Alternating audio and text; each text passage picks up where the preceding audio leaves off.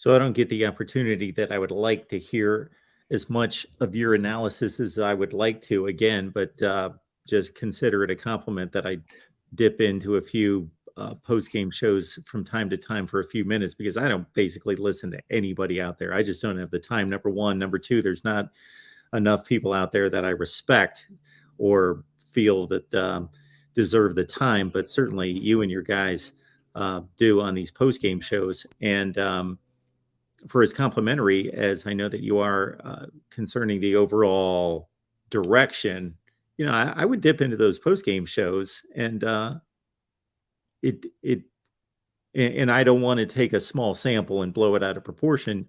You usually had some issues with play calling or use of personnel, specifically on offense, but on both sides of the ball. Yeah, there were. I think the coordinating at times this year was one of the things I had the biggest problem with.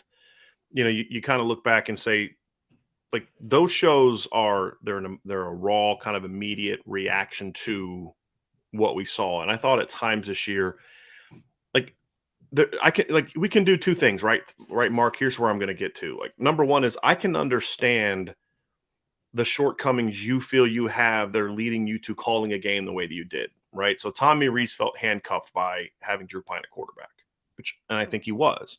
My issues were more of, if that were true, then this is what I think you should have done, right? And that's kind of where those reactions come from is you can't go out there and do what you did to Clemson and think you can just repeat that week after week after week. Mm-hmm. That worked that day. I don't know if it works that way again if you play Clemson a week later.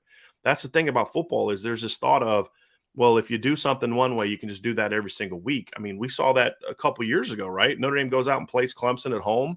They don't have Trevor Lawrence. They don't have Tyler Davis. They don't have Mike Jones. And Notre Dame does some things that worked really well. They were able to move the ball on that Clemson defense. They were able to hit some home runs in the run game, throw the ball down the field.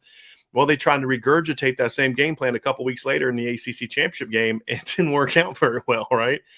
And it's just one of those things where you have to be able to adapt and adjust. And when you do something well, know that opponents are going to start preparing for that. And I don't think at times they necessarily did that. But you also saw some positives throughout the year. I actually had more issues with the defense than I did the offense this year, to be completely honest with you, Mark, because I feel like defensively, a lot of what they did was just they got away with certain things because they have a lot of talent on defense. And the linebacker play regressed. That was concerning for me. And they kept throwing the same guys out there week after week after week, which was problematic to me. And it just reminded me a lot of what we saw during a stretch with a defensive coordinator I'm not overly fond of, and whose name I don't even want to mention at this point in time because I want to be in a good mood today.